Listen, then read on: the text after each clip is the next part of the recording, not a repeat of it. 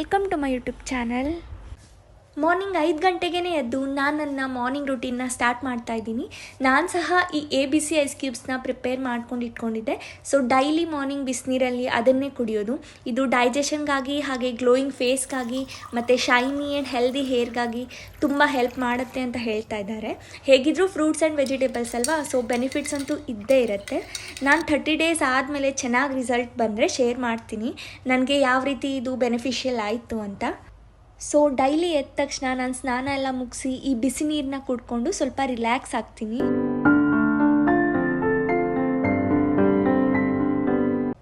ಇವತ್ತು ಮಂಡೇ ಆಗಿರೋದ್ರಿಂದ ದೇವ್ರ ಮನೆಯೆಲ್ಲ ಡೀಪ್ ಕ್ಲೀನ್ ಮಾಡ್ಕೊಂಡು ಪೂಜೆ ಮಾಡಬೇಕು. ಫಸ್ಟ್ ನಾನು ಮನೆಯೆಲ್ಲ ಕ್ಲೀನ್ ಮಾಡಿಕೊಂಡು ಹಾಗೆ ಬಾಗಿಲು ಕಸ ಎಲ್ಲ ತೆಗೆದು ಒರೆಸ್ಕೊಂಡು ರಂಗೋಲಿ ಹಾಕ್ಕೊತೀನಿ. ಇವತ್ತಿನ ರಂಗೋಲಿ ನೀವು ನೋಡ್ಕೊಂಡು ಬನ್ನಿ, ಹೇಗಿದೆ ಅಂತ ಕಮೆಂಟ್ ಮಾಡಿ ಆಯಿತಾ.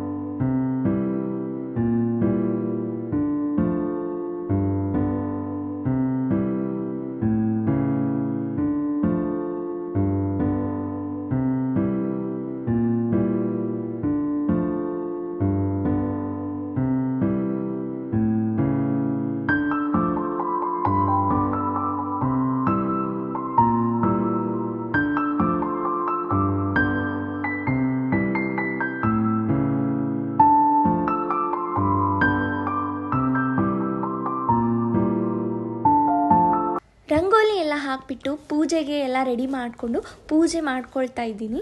ನನಗೆ ಒಂದಿನ ಪೂಜೆ ಮಾಡಿಲ್ಲ ಅಂತ ಅಂದರೆ ಸಮಾಧಾನವೇ ಆಗಲ್ಲ. ಯಾವತ್ತೋ ಒಂದಿನ ಹುಷಾರಿಲ್ಲ ಅಂದಾಗ ಮಾತ್ರ ಸ್ಕಿಪ್ ಆಗಿರುತ್ತೆ, ಇಲ್ಲ ಯಾವುದಾದ್ರೂ ಬೇರೆ ಊರಿಗೆ ಹೋಗಿದ್ದೀನಿ ಅಂದಾಗ ಅಷ್ಟೇ.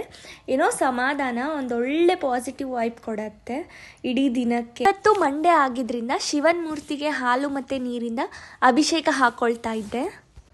ನಾನು ಎವ್ರಿ ಮಂಡೇ ಇದೇ ಥರ ಅಭಿಷೇಕ ಹಾಕ್ತೀನಿ. ಒಬ್ಬೊಬ್ಬರು ಒಂದೊಂದು ಥರ ಪೂಜೆನ ಮಾಡ್ತಾರೆ. ಮನಸ್ಫೂರ್ತಿಯಾಗಿ ಭಕ್ತಿಯಿಂದ ಪೂಜೆನ ಮಾಡ್ಕೊಂಡಾಗನೇ ಸಮಾಧಾನ ಅನಿಸೋದು ಅಲ್ವಾ. ಇನ್ನು ಪೂಜೆ ಎಲ್ಲ ಮಾಡಿ ಮಂತ್ರ ಪಠನೆ ಎಲ್ಲ ಮುಗಿಸ್ಕೊಂಡೆ. 7 ಗಂಟೆ ಅನ್ನೋಷ್ಟಿಗೆ ನನ್ನ ಪೂಜೆ ಎಲ್ಲ ಕಂಪ್ಲೀಟಾಗಿ ಆಗಿರತ್ತೆ.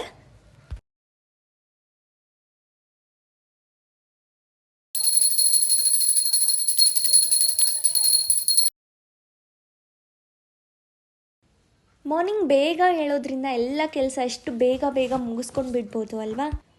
ಇವತ್ತು ಬ್ರೇಕ್ಫಾಸ್ಟ್ಗೆ ಮಸಾಲ ರಾಗಿ ರೊಟ್ಟಿ ಮಾಡ್ಕೊಳ್ಳೋಣ ಅಂದ್ಕೊಂಡೆ. ಹೆಲ್ದಿಯಾಗಿಯೂ ಇರುತ್ತೆ ಹಾಗೆ ಟೇಸ್ಟಿಯಾಗಿಯೂ ಇರುತ್ತೆ. ನಾನಿಲ್ಲಿ 1 ಬಟ್ಲಷ್ಟು ರಾಗಿ ಹಿಟ್ಟು, 1/2 ಕಪ್ಪಷ್ಟು ಜೋಳದ ಹಿಟ್ಟನ್ನ ತೊಗೊಂಡಿದ್ದೀನಿ. ಇದಕ್ಕೆ ರುಚಿಗೆ ತಕ್ಕಷ್ಟು ಉಪ್ಪು, ಗರಂ ಮಸಾಲ ಹಾಗೆ ಕಟ್ ಮಾಡ್ಕೊಂಡಿರೋ ವೆಜಿಟೇಬಲ್ಸ್ನ ಆ್ಯಡ್ ಮಾಡ್ಕೊಳ್ತಾ ಇದ್ದೀನಿ. ನಾನು ಈರುಳ್ಳಿ ಮತ್ತು ಕ್ಯಾರೆಟ್ನ ಮಾತ್ರ ಆ್ಯಡ್ ಮಾಡ್ಕೊಂಡಿದ್ದೀನಿ. ಬೇಕಂದರೆ ನಿಮ್ಗೆ ಇಷ್ಟವಾದ ವೆಜಿಟೇಬಲ್ಸ್ನ ಹಾಕ್ಕೊಳ್ಬೋದು. ಕರಿಬೇವು, ಕೊತ್ತಂಬರಿ ಸೊಪ್ಪು ಹಾಗೆ ಸ್ವಲ್ಪ ಶುಂಠಿನೂ ಸಹ ಆ್ಯಡ್ ಮಾಡ್ಕೊಂಡಿದ್ದೀನಿ. ಚೆನ್ನಾಗಿ ಒಂದ್ಸರಿ ಎಲ್ಲನೂ ಮಿಕ್ಸ್ ಮಾಡಿಕೊಂಡು ಬಿಸಿ ನೀರಲ್ಲಿ ಕಲಿಸ್ಕೊಳ್ಬೇಕಾಗತ್ತೆ. ಸ್ವಲ್ಪ ಹಿಟ್ಟನ್ನ ಮೃದುವಾಗಿಯೇ ನಾದ್ಕೊಳ್ಳಿ, ಅಂದರೆ ನಾರ್ಮಲಾಗಿ ನಾವು ಅಕ್ಕಿ ರೊಟ್ಟಿನ ತಟ್ಕೊಳ್ತೀವಲ್ಲ ಅದೇ ಕನ್ಸಿಸ್ಟೆನ್ಸಿಲಿ.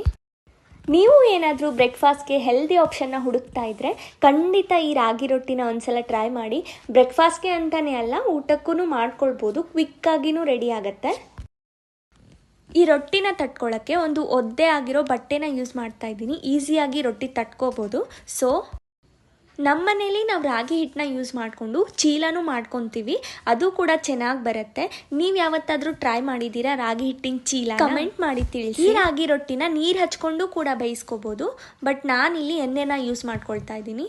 ನಾರ್ಮಲ್ ಆಗಿ ನಾವು ಜೋಳದ ರೊಟ್ಟಿನ ಮಾಡ್ಕೊಳ್ತೀವಿ ಅಲ್ಲ, ಅದೇ ಥರ ಕೂಡ ಮಾಡ್ಕೊಳ್ಬೋದು.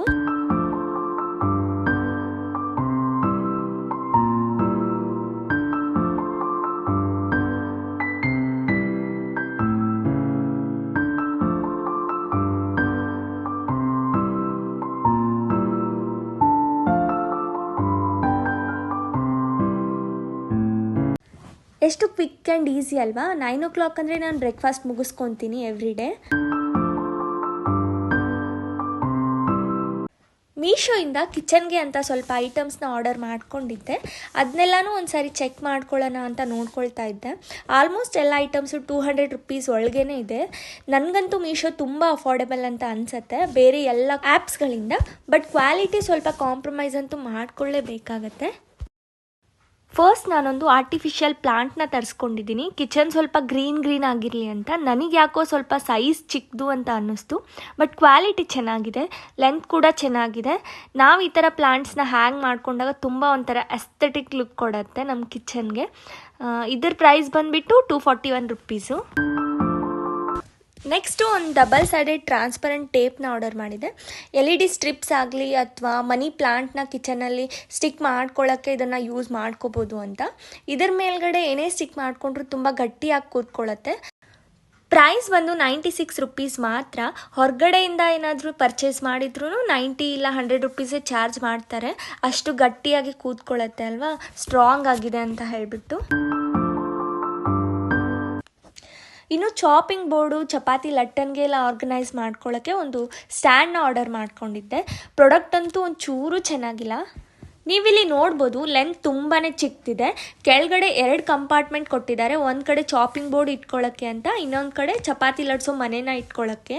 ಬಟ್ ಚಾಪಿಂಗ್ ಬೋರ್ಡ್ ಏನೋ ಇಟ್ಕೋಬೋದು, ಈ ಚಪಾತಿ ಮನೆ ಇಟ್ಕೊಳ್ಳೋಕ್ಕಂತೂ ಆಗೋದೇ ಇಲ್ಲ. ಲೆಂತ್ ತುಂಬಾ ಚಿಕ್ಕದಿದೆ. ನಂಗಂತೂ ಈ ಪ್ರಾಡಕ್ಟ್ ವೇಸ್ಟ್ ಅಂತಾನೆ ಅನ್ನಿಸ್ತು. ಇದ್ರ ಪ್ರೈಸ್ ಬಂದು 126 ರುಪೀಸ್ ಆಗಿತ್ತು. ನಾನು ಇದನ್ನು ರಿಟರ್ನ್ ಮಾಡ್ತಾ ಇದ್ದೀನಿ. ನೆಕ್ಸ್ಟ್ ಬಂದು ಹುಕ್ಸ್ನ ತರಿಸ್ಕೊಂಡಿದ್ದೆ. ಇದು ಪ್ಯಾಕ್ ಆಫ್ 10 ಬರುತ್ತೆ. ಇದರ ಪ್ರೈಸ್ ಬಂದುಬಿಟ್ಟು 100. ತುಂಬಾ ಚೆನ್ನಾಗಿದೆ. ನೆಕ್ಸ್ಟ್ ಬಂದು ವಾಲ್ ಡೆಕೋರ್ ಪೀಸಸ್. ಇದು ಪ್ಯಾಕ್ ಆಫ್ 4 ಬರುತ್ತೆ. ನಾವು ಇದನ್ನು ವಾಲ್ಗೆ ಹಾಗೇ ಸ್ಟಿಕ್ ಮಾಡ್ಕೋಬೋದು. ಹಿಂದ್ಗಡೆ ಡಬಲ್ ಸೈಡೆಡ್ ಟೇಪ್ನ ಕೂಡ ಕೊಟ್ಟಿರ್ತಾರೆ ಇದ್ರ ಜೊತೆಗೇ. ಇದ್ರ ಪ್ರೈಸ್ ಬಂದುಬಿಟ್ಟು 128 ರುಪೀಸ್ ಆಗಿತ್ತು. ನೋಡ್ಬೋದು ನೀವು ಎಷ್ಟು ಚೆನ್ನಾಗಿದೆ. ಸೈಜ್ ಚಿಕ್ಕದಿದೆ ಬಟ್ ಓಕೆ, ತುಂಬ ಚೆನ್ನಾಗಿದೆ. ನೋಡಿ ಎಷ್ಟು ಕ್ಯೂಟ್ ಆಗಿದೆ ಅಲ್ವಾ, ಚಿಕ್ಕದಿದೆ ಬಟ್ ತುಂಬಾ ಚೆನ್ನಾಗಿದೆ. ನಾವಿದನ್ನು ಫ್ರಿಜ್ಗೂ ಸ್ಟಿಕ್ ಮಾಡ್ಕೊಳ್ಬೋದು, ಚೆನ್ನಾಗಿ ಅನಿಸುತ್ತೆ ಒಂಥರ. ನೆಕ್ಸ್ಟು ಒಂದು ಸ್ಟೋರೇಜ್ ರ್ಯಾಕ್ನ ಆರ್ಡರ್ ಮಾಡಿದ್ದೆ. ಈ ಕಿಚನ್ನಲ್ಲಿ ವಿಮ್ ಲಿಕ್ವಿಡ್ ಆಗಿರಲಿ ಅಥವಾ ಪಾತ್ರೆ ತೊಳೆಯೋ ಬ್ರಷಸ್ ಎಲ್ಲ ಆಗಿರಲಿ ಇಟ್ಕೊಳ್ಳೋಕ್ಕೆ ಅಂತ ಅಂದ್ಬಿಟ್ಟು ಇದಕ್ಕೆ ಹುಕ್ಸ್ ಕೂಡ ಕೊಟ್ಟಿದ್ದಾರೆ. ಈ ಹುಕ್ಸ್ ಮೇಲೆ ನಾವು ಬಟ್ಟೆನೂ ನೇತಾಕೋಬೋದು.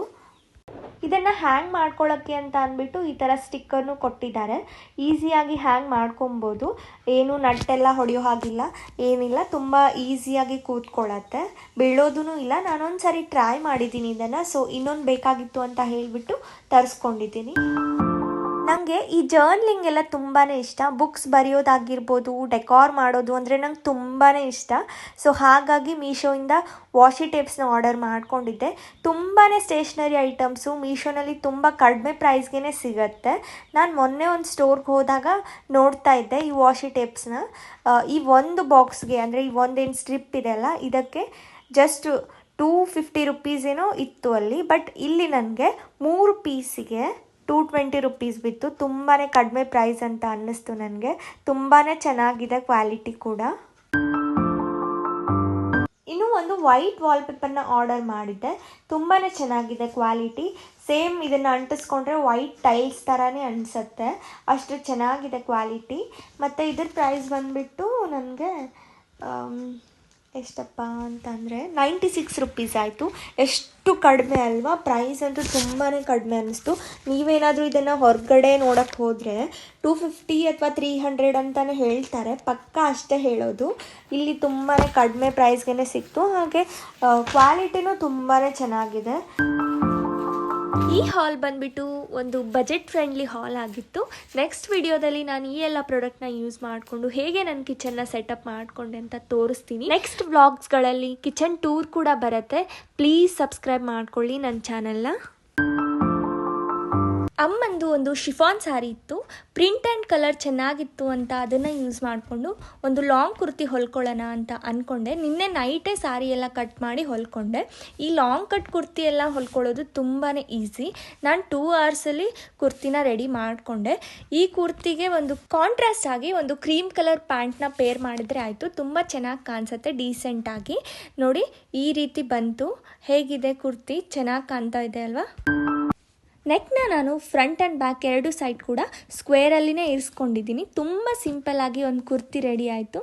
ಹೇಗೆ ಅನ್ನಿಸ್ತು? ನನಗಂತೂ ತುಂಬಾ ಇಷ್ಟ ಆಯಿತು.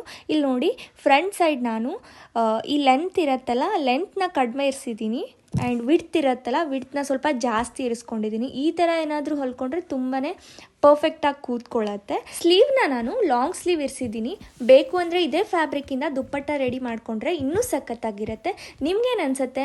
ದುಪ್ಪಟ್ಟ ಇದ್ದರೆ ಚೆನ್ನಾಗಿರತ್ತಾ, ಇಲ್ಲ ಇದೇ ಥರ ಸಿಂಪಲ್ಲಾಗಿ ಕುರ್ತಿ ಥರ ಹಾಕ್ಕೊಂಡ್ರೆ ಚೆನ್ನಾಗಿರತ್ತಾ? ಕಮೆಂಟ್ ಮಾಡಿ ತಿಳಿಸಿ. ಈ ವಿಡಿಯೋ ಏನಾದರೂ ನಿಮಗೆ ಸ್ವಲ್ಪ ಆದರೂ ಇಷ್ಟ ಆಗಿದ್ದರೆ ಪ್ಲೀಸ್ ಒಂದು ಲೈಕ್, ಶೇರ್ ಆ್ಯಂಡ್ ಕಮೆಂಟ್ ಮಾಡಿ. ಹಾಗೆ ನನ್ನ ಚಾನಲ್ನ ಸಬ್ಸ್ಕ್ರೈಬ್ ಕೂಡ ಮಾಡ್ಕೊಳ್ಳಿ. Thank you. ನೆಕ್ಸ್ಟ್ ವ್ಲಾಗ್ನಲ್ಲಿ ಸಿಗ್ತೀನಿ.